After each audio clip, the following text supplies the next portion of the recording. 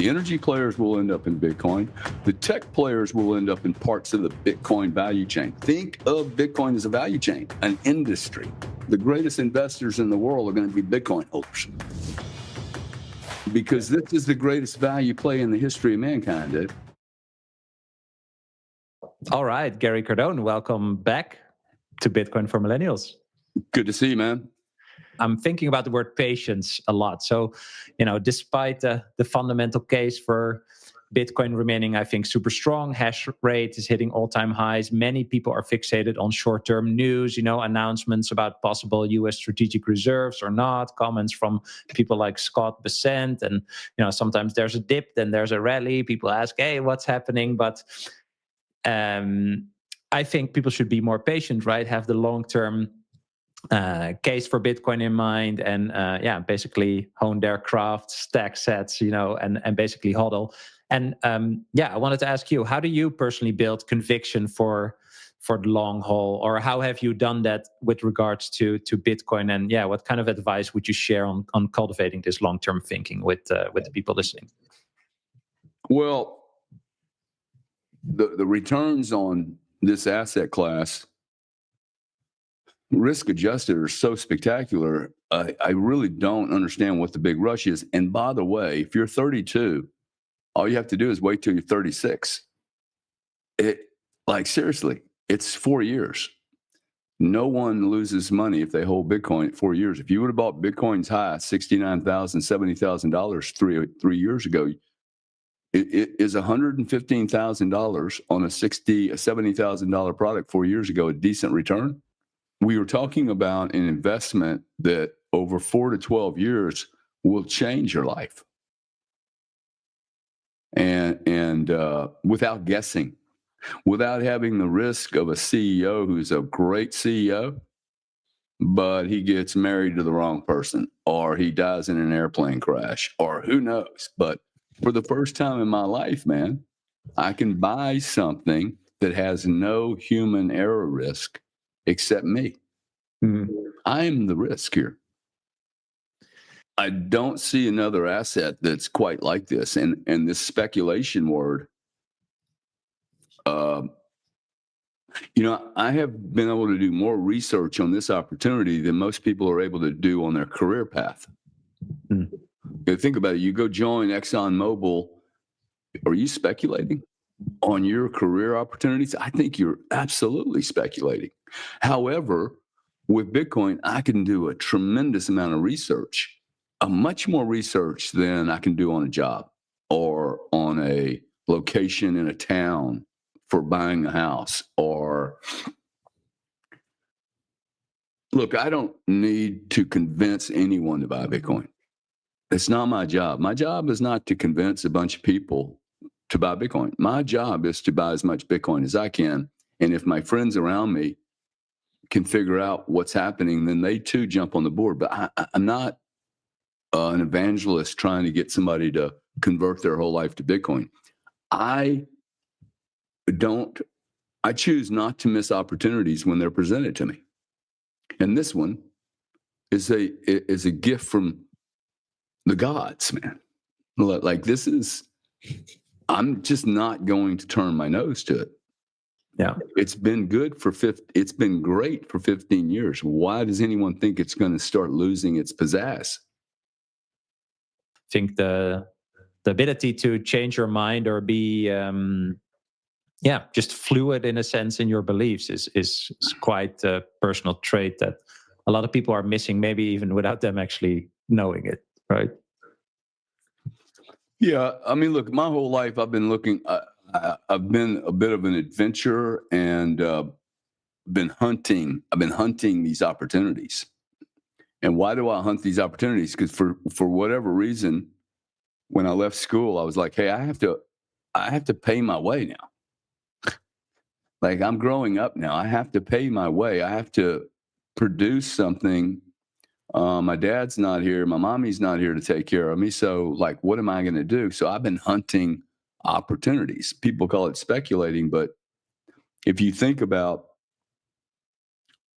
being someone who's just like, go back 300 years going, hey, I'm looking for the gold. I'm looking for the gold. I'm looking for that thing ranch, that window of opportunity, Bitcoin pops up and I can poo-poo it. I can listen to all the people from the old age of Bitcoin and pick out a lot of differences in the way I look at the world.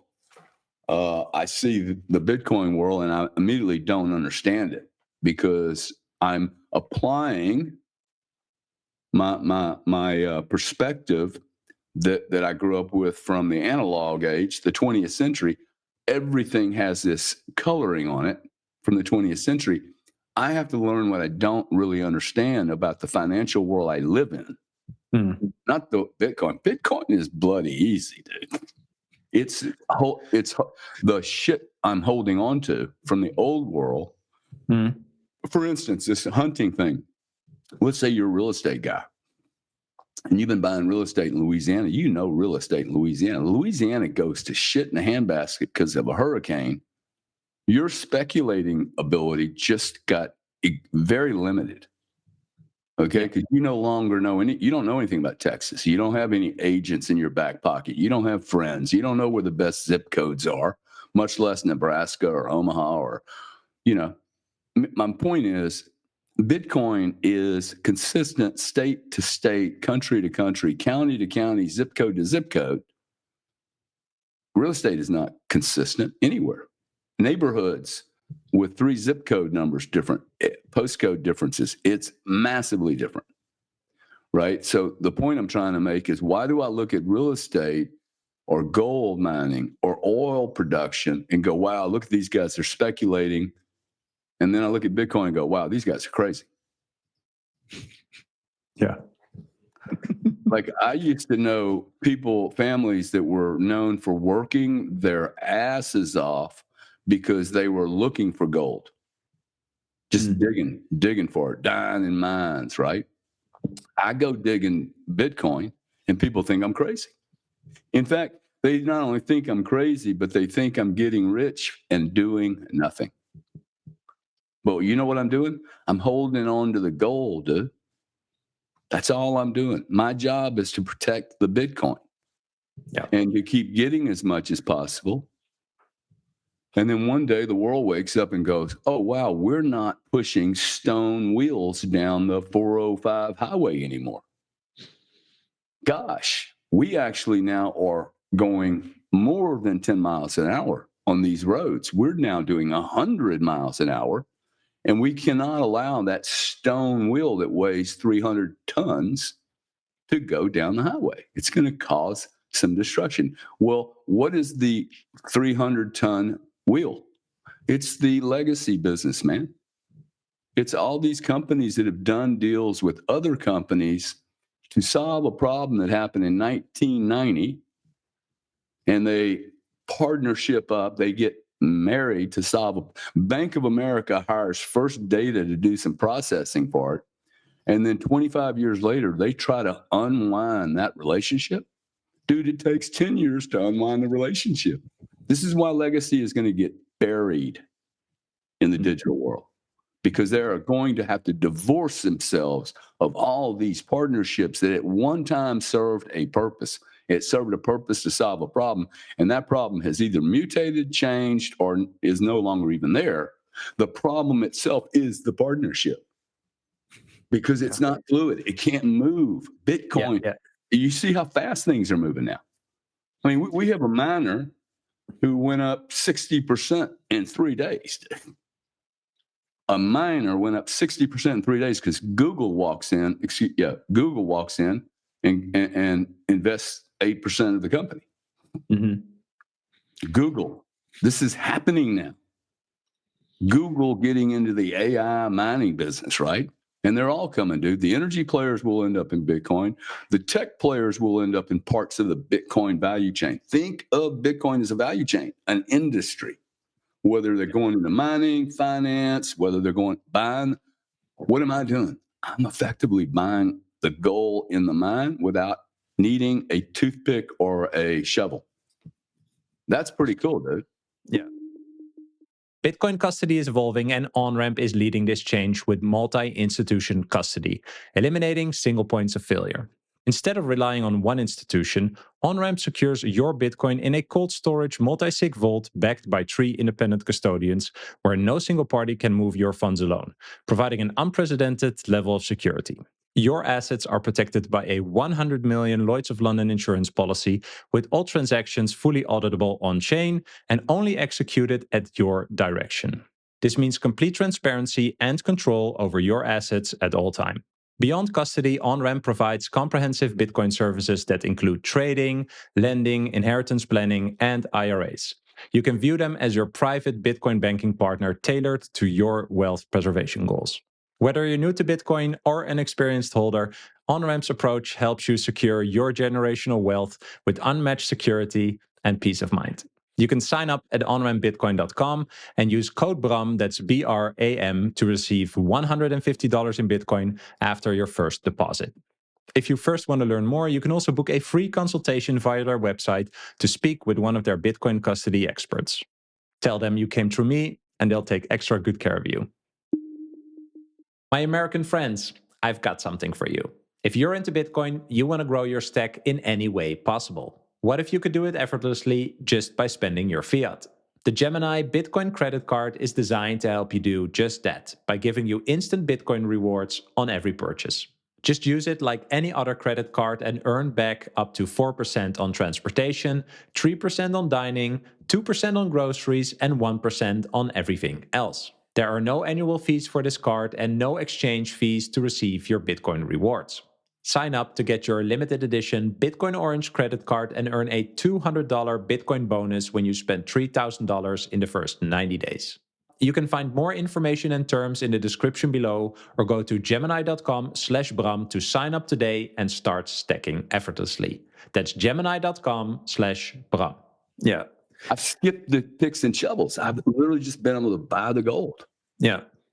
I think the difficulty with Bitcoin perhaps is that, like it's everything you don't know about finance combined with everything you don't know about computers, like that stuff. So it takes some time for people to get it. But like once you get it and you take off the glasses of this old paradigm and you step into this new paradigm, and then you look back at the old paradigm with your new glasses, right? I think the hardest part is the not doing anything. You think you need to do something to become wealthy, right? Like I went to last Wednesday. I went to a movie with my 15-year-old at 2:30 in the afternoon. I think it's pretty cool that I could just slide out of my house at 2:30 in the afternoon, go hang out with my 15-year-old daughter, watch an IMAX. Not with a big crowd. She and I had a great afternoon. Had a hot dog. And people are going, wow, dude, you're not worthy. You shouldn't have been able to make $2 million on that one day, right? Because you're not going to meetings and you're not getting on airplanes and you're not hustling. You're not behaving like a rat in a mousetrap doing this. So you don't, I have to compete with myself and most everybody in my family who believes that you need to actually do shit constantly like a crackhead or a junkie chasing fiat to get your fill. So you got a couple more zeros in your bank account and you feel okay. You feel good about yourself. I really enjoy going to the movie with my 15-year-old daughter. It was awesome, dude. 2:30 in the afternoon. And I felt this much guilt. Okay. I deserve to live this way. You deserve to live this way. What's the deal, dude? Why do we have to be a prisoner to success? I have become a prisoner to my own success. That's insane, man. I love it. Yeah, I went to that way either. It really hits me hard.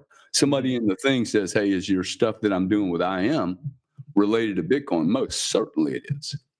I would never be doing the IM in any other business activity. And if you think what I'm doing on IM on Sundays, I actually think it's the most exciting thing I'm doing. It's the most important thing I'm doing for sure. I cannot believe that I'm saying that to whoever's going to listen to this. And I would never have done it in the credit card business, the fraud business, or the energy business. Never. Because my clients would have banned me. My clients would not like, Visa won't like that message. I don't know why they don't like the message. Maybe it makes people strong. Maybe that's the reason. But this has given me a real understanding of unique, rare value. The word value has stopped being used. I wish people would have talked about value to me when I was building things. Value of time, of just having.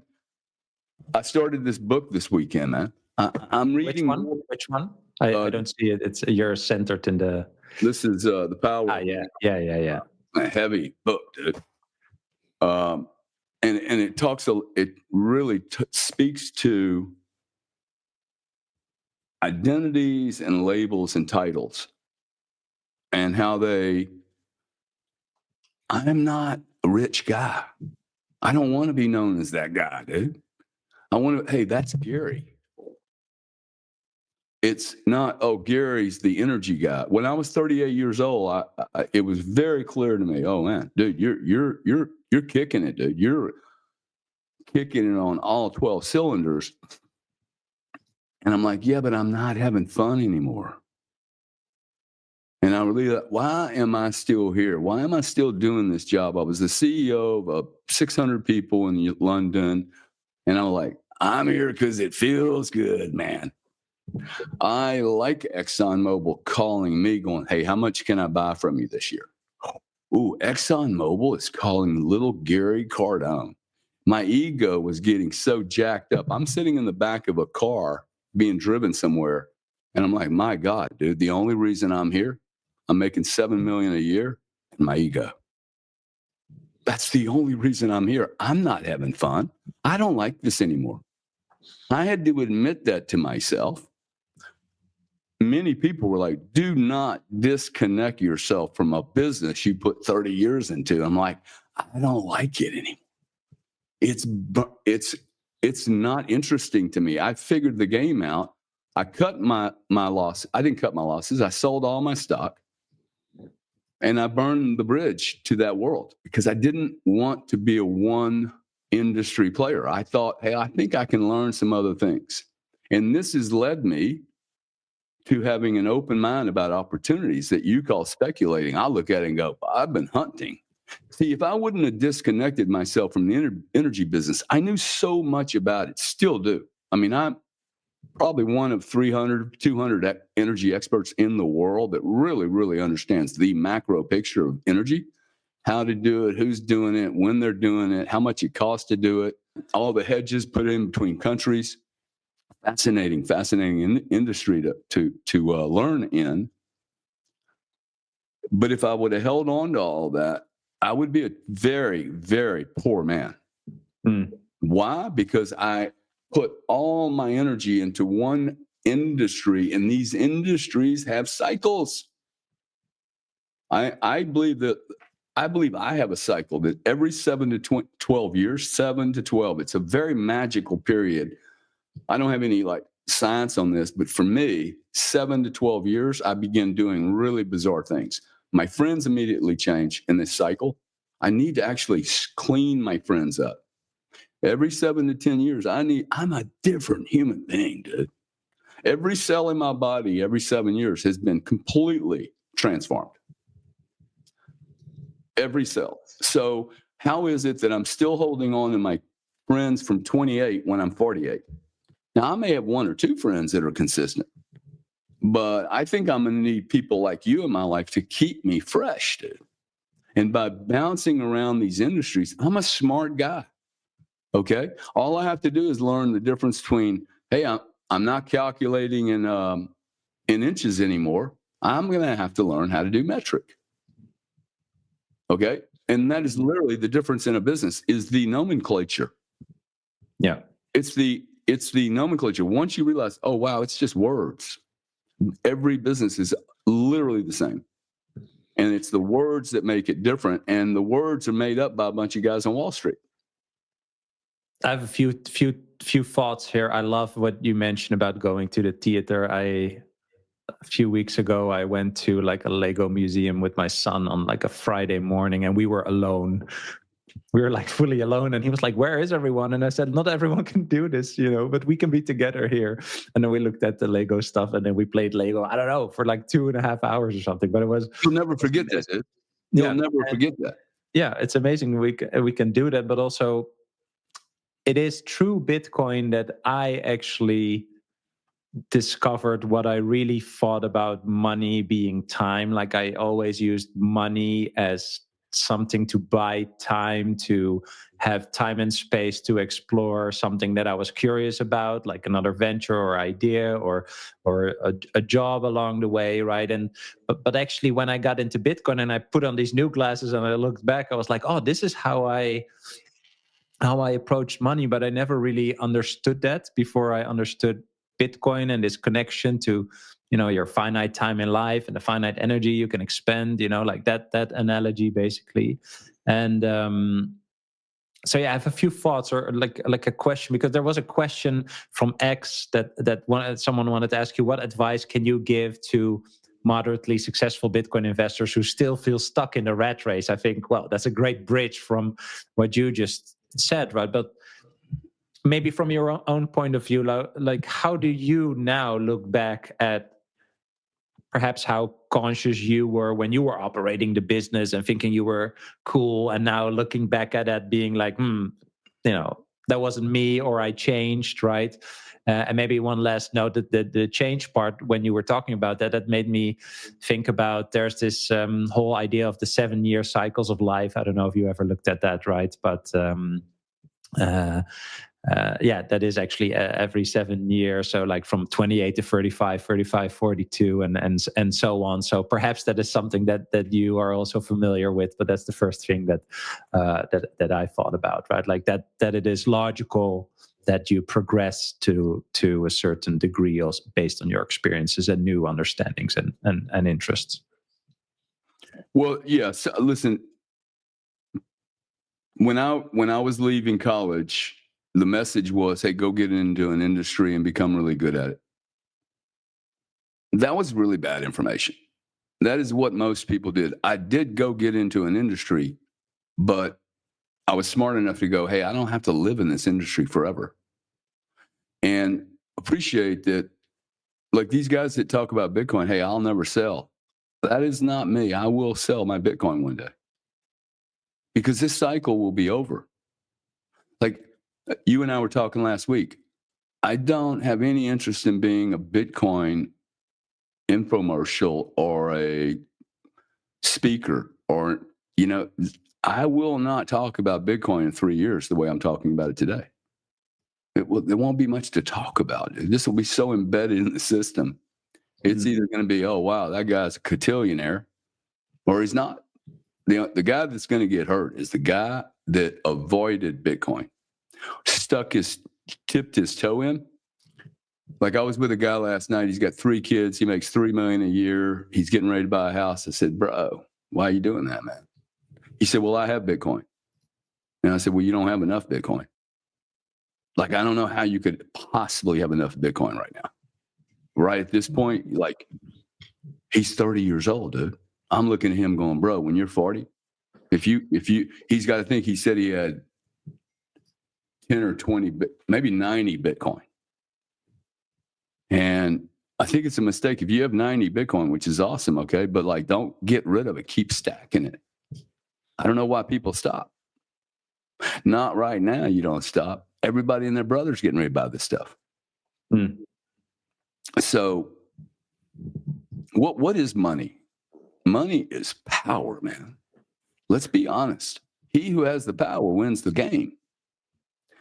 And I think we're getting ready to go through a massive step change in society, in the world. We are going through a cycle of cycles. Imagine 7 cycles all wrapped in over 70 years, and the whole cycle is collapsing. By collapsing, I mean really, really changing. It's so big now. These cycles, imagine, one cycle and then another cycle, and it's like a snowball. Okay. And then you think about, wow, what is the friction required for the snowball to go down the hill, knowing that Visa, MasterCard, JP Morgan, Morgan Stanley, Bank of America, Vanguard, all these intermediaries, dude, they're all on the downside of that mountain, and Bitcoin's just rolling over. And they can't even get out of their own way to actually elevate themselves into that game. What do?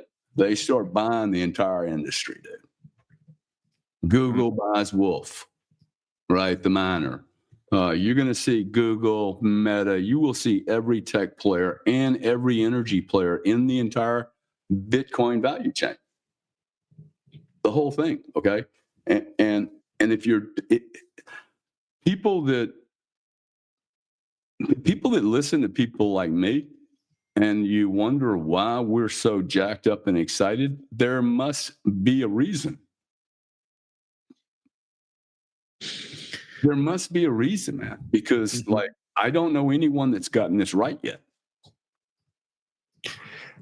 Sometimes I think about that when people that I know still are skeptical of Bitcoin, and when they talk to me, and then I say like, well, you've known me for 10 years. Why do you think I'm paying attention to this, right?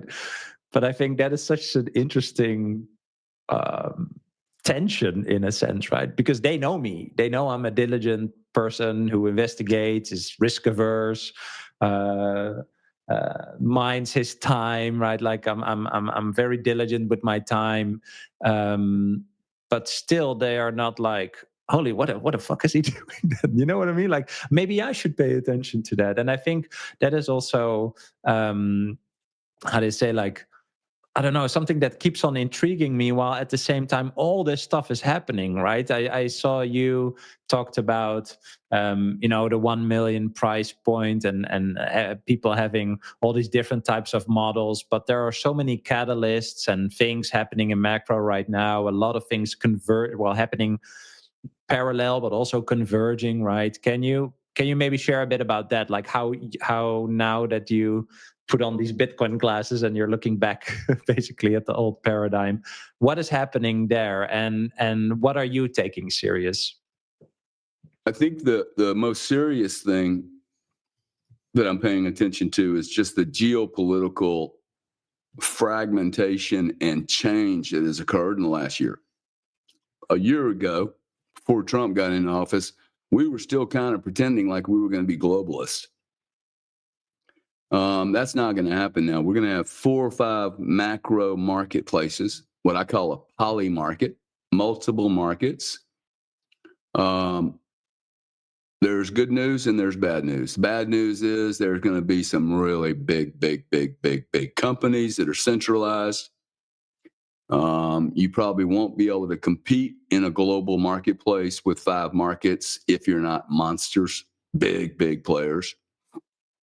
That's the downside is, where's the innovation going to come from? I think the innovation comes from crackers, exploiters, speculators, aggressive guerrilla warfare technologists who begin, and there will be millions of us who will chase margin and eat all the inefficiencies in the old legacy system. And by eat it, I mean it will attract all that margin that the Visas of the world make for doing absolutely nothing. YouTube charges you 33.3%. If I send you $300, they're going to keep $100 for doing nothing. Zero risk. Meta will do the same thing to you. It is absolutely outrageous that we have regulators today allow this shit. The system was built in the 1960s, and it's trying to operate trillions of transactions, none of which settle for 180 plus days. And then there's this Bitcoin thing. I can smash you $3 million of Bitcoin. You have it in 10 minutes. And not only do you have it, but there is no recourse that I can take to unwind that transaction. That you're in the Netherlands. I can move $2 million to you in the Netherlands and you're settled and I have no recourse. This is God's money, dude. I don't even need a fucking lawyer. Whoa. This is cool, man. If you want to self-custody your Bitcoin stack, I recommend the Blockstream Jade Plus. I've been using this premium Bitcoin-only hardware wallet for a few months now, and I love its design and ease of use. What makes it stand out is its open source hardware and software, and Blockstream's unique genuine check, which makes sure that your device is authentic. No backdoors or compromises. You can connect with the Jade Plus however you want. Bluetooth, USB-C, or you can go fully air-gapped with its built-in camera for cable-free QR transactions. The metal case feels solid and the color screen is easy to read. And it connects with your favorite Bitcoin apps like Blockstream Green, Sparrow, and Electrum. Get your Jade Plus today at store.blockstream.com and use code BRAM to get 10% of your entire order. Let's talk about something that not a lot of people think about before it's too late. Where are you storing your Bitcoin seed words? Are they truly secure? I found my solution with StampSeed. It's an elegant all-in-one titanium plate solution with no separate pieces to lose or manage. Your seed phrase gets permanently stamped into pure titanium that withstands fire, survives water, and lasts for generations. Unlike shallow etching methods, StampSeed's patented tools help you to deeply stamp every letter for permanent readability, protecting your financial legacy. When you order a titanium seed plate from StampSeed, you can also upload a custom design or your logo to customize the back of your plate to make it fully personalized. Paper seed phrases are a disaster waiting to happen. Secure your Bitcoin with StampSeed for decades to come. Visit stampseed.com and use code BRAM, that's BRAM, to get 15% off your order. It's $2,000 an hour now to get a good lawyer. Okay? Wow. Yeah. I'm literally sending you money and I don't need a lawyer. I don't need any paperwork. I don't need an NDA. I don't need another agreement that I can't understand with that comma placed in just the right place to trap my ass. Oh, by the way, I also get to use it 24/7. And something that you may not fully appreciate about the legacy system is open 20 hours a week. 20 hours a week, man. Monday through Friday, 9 to 4, assuming there's not a bank holiday, assuming someone hasn't been shot, assuming there's not a funeral, assuming, maybe 20 weeks a year we have a 5-day work week. Okay, Bitcoin's working 8,760 hours a year. Let me repeat it, 8,760 hours a year, and the legacy market might be working 20 hours a week. 20 hours a week times 52. Wow, 1,000 hours a year. The banking system works out of 8,760. Bitcoin works 8,760 hours a year. Right? I mean, it's a very big deal. People go, well, yeah, they're open Monday. Dude, it's 8,760 to 1,000. The banks are only open 1,000 of the 8,000 hours available. Fuck. That is so much volume. The addressable market on this thing is going to be absolutely spectacular. Like, where is the downside? You use the word speculation. Damn right, this is speculation, dude. The speculation is not gambling. Mm-hmm. I've speculated since I was 22. You speculate on your careers too, by the way, guys. Yeah. You should be looking at speculation going, I am looking to speculate. I'm looking for that outsized return and with a limited amount of risk for me to take. And if the outsized return is so good, then maybe I can suffer a little more risk. And that risk may be, hey, I'm not going to own a home. I'm going to rent, and somebody can pop me out in 6 months if they want. Why do I care if somebody calls me up? Bro, you got to get out. Okay, I'll go somewhere else. I can rent somewhere else. I'm not going to buy that $90,000 car. Okay, I don't need that $90,000. I can't really afford it. I'd rather that 90 grand to go to Bitcoin. Maybe one day I can buy Bitcoin the same way I buy a car and a house, which is no money down, I get to buy something that I can't even afford, but I looked at my brother one day. Bro, what is your real estate worth if you can't borrow 80, 90 cents on the dollar? It's worth like 50 cents on the dollar at best. It's probably worth 90. It's probably worth 10 cents on the dollar if you can't get any mortgage. What is Bitcoin worth when I can borrow for it against it? By the way, I am borrowing fiat against my Bitcoin today. Let me be clear. I am not lending my Bitcoin out to get a return. Why would I want a 5% return on Bitcoin? I am borrowing money, fiat, against my Bitcoin and then buying more Bitcoin. And as long as my rate is 8% or less, I will do that ad infinitum as long as I can pay the interest every month that it costs to fund that new Bitcoin. And I will be fucking massively wealthy from this play, dude. Massively. I don't know why, if I'm stuck in the energy business, I see this Bitcoin thing come along that I'm going to be so gravitated and hooked into the energy business, I can't open my eyes up and look at this opportunity. So once in a lifetime, man. Once in a century event. This is not going to happen again for many years. How can we make clear to people what this big opportunity is? Why are people that perhaps already have enough, as some might say, right? Why are they still paying attention to Bitcoin? Why do they want more Bitcoin? Like, what is the big picture, or what are the big signals from major players in finance that are still thinking about Bitcoin accumulation and general people are not? What are they missing? What is this big idea for you?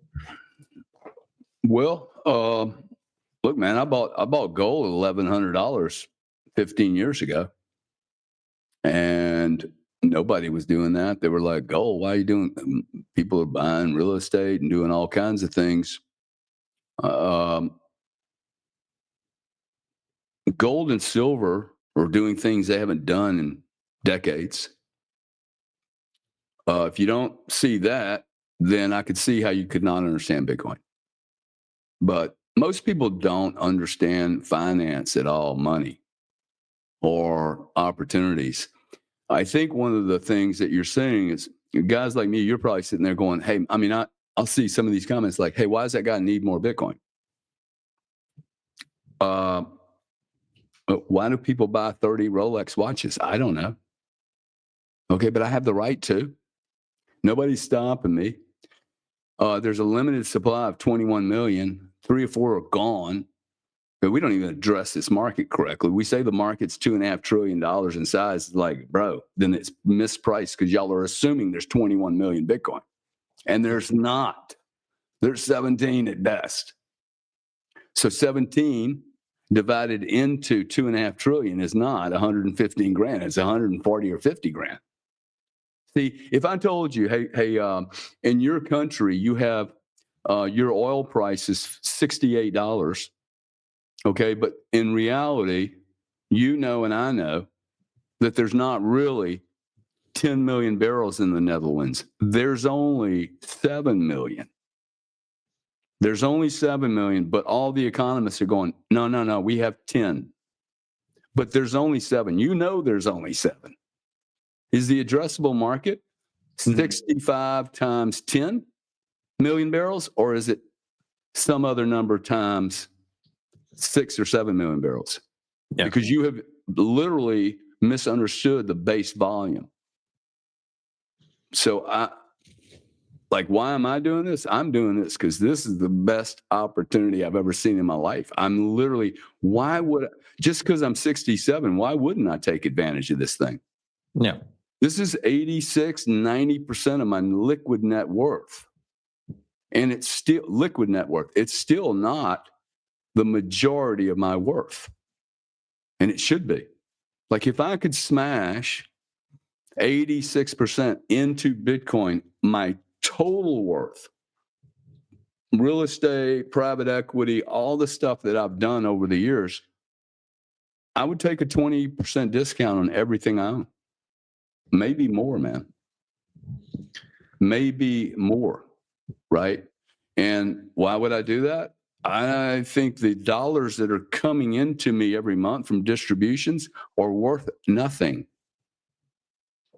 It continues to be worth nothing. It's like lemonade that has no lemon in it. Dude, it's just a bunch of, It's a label, literally, right? it's kind of like, hey, I'm going to go pay extra for organic. And it's like, bro, there's nothing organic about that except the word organic. I also wanted to ask you about your brother, about Grant, right? Like Grant is really big into real estate. He's also he's now also into Bitcoin. He's doing a lot of projects, a combination of real estate and Bitcoin. And I know that you talked about Bitcoin a lot with Grant before, right? But how did you explain to him, for example, this comparison with real estate? Why is it better? How could it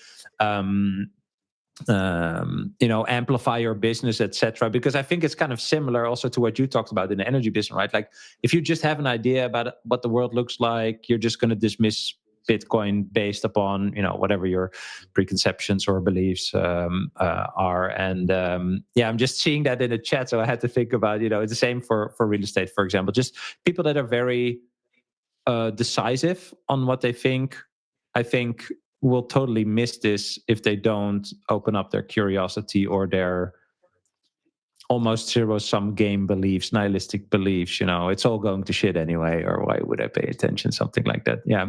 Can you share a bit about that? Like how that went? Yeah. Well, see, I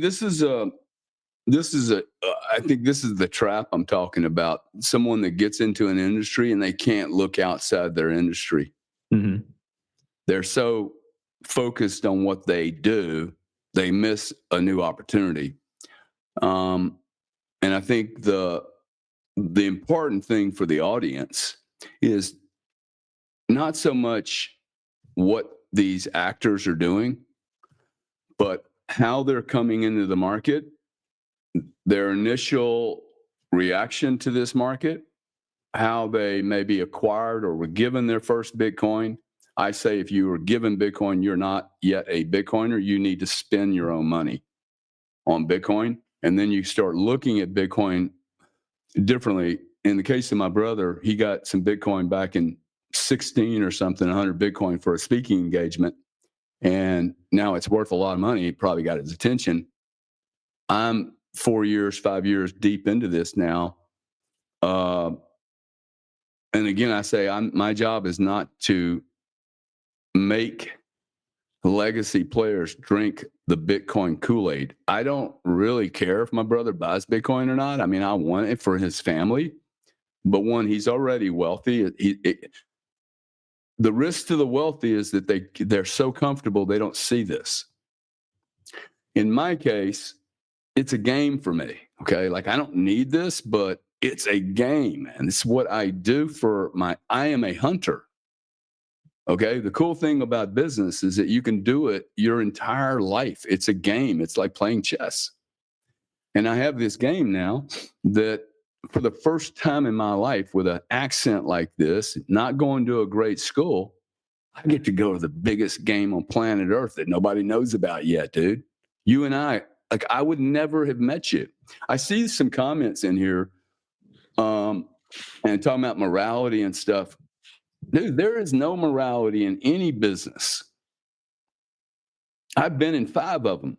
Fucking monster industries. There is no morality. There's very few friendships. It's war of some type, usually political hack jobs, actually. And here's Bitcoin, 16 years old, been invited to every private country club in the world. Now, what do I mean by that? You don't know a 16-year-old. The ETFs, the exchange traded funds, in which the most performing ETFs in Wall Street history is Bitcoins. Every congressman, senator, every illegal politician in your, war-run continent, all own Bitcoin today because of the ETFs, either in their funds, their pensions, whatever. They all own it. You got Norway buying MicroStrategy like they cannot get enough of it, $1 billion. One, they're not coming in here because they're idiots. Okay, they're coming in here because they're actually first movers. There's less than 2% adoption here. Less than 2%. This is Google back in the 90s, man. Like, are you kidding me? People talk about, in your great country, the tulip bullshit, right? The tulip mania. I will remind everyone, okay? Don't listen to that bullshit story. All you hear is the tulips. The entire flower market in the world still transacts through the Netherlands. Correct. Bitcoin is the platform. What are you guys talking about? I don't care if XRP crashes. Okay, that's the tulip. There's a platform of flowers that are traded around the world, and it all happens in tulip land. Like, that's a big deal, man. But what do you hear? Oh, tulip crash. What do you mean tulip crash, dude? All the flowers still trade through there. Okay. The one-time tulip crash, by the way. Right. Exactly. Yeah. I have an apartment building. I can buy as much Bitcoin as I can afford, and it will never have a plumbing leak. It will never have a letter from a government agency saying, hey, you owe annual taxes or we're taking your Bitcoin. I mean, that letter may come and this response will go back. It's not going to have a power problem. If a hurricane rolls through here, I don't have to worry about a Cat 7 smashing my house. HOA fees, anybody in a condo, you're going to get hammered, man. If you own a condo and you're renting it out thinking that you're clever, I think HOA fees go up forever. A Bitcoin doesn't have any of that. Yeah. Okay. If I'm 70 years old or I'm 17 years old, the effort for me to acquire Bitcoin is identical. If Michael Saylor's over there buying 1,000 a week and I'm buying 10, the energy required is identical. Michael is extremely much better known than I am. He does not have an edge on Bitcoin. In fact, my purchases are cheaper than Michael Saylor's. Now, how is that possible? Michael Saylor's buying 1,000. He knows everybody. And Gary Schmal Cardone is able to buy at a better price than him. And some of you guys are still fighting me over this. And it's like, wow. Seriously, guys. I have a lawyer and an accountant who have seen me very close, like in detail, for the last 7 years. And one of them said the other day, wow, man, I wish I'd have known about this Bitcoin thing. I'm like, bro, how many times have I told you? Okay. They don't remember me talking about it. They're literally going, wow, when are you going to sell it, dude? I'm like, when am I going to sell it? You asked me that at 60, then 70, then 80, then 90. We're at 115 and you're still going, bro, these are the people that are going to get crushed because they're going to race in here at the very last hour when it's 175. And they're going to get stuck on this 4-year climb and they'll have to hang through it and it'll teach them a good lesson. And then they'll love Bitcoin. But they will go through the cycle, whether the cycle is identical or not. A lot of people aren't paying attention, man. Mm-hmm. A lot of people are not paying attention. And the 15-year businesses don't go away, man. This is now the holy grail of inertia. You do not lose a $2 trillion industry, dude. No $2 trillion industry. Energy in motion tends to stay in motion until an opposing force. This is inertia, folks. It's physics.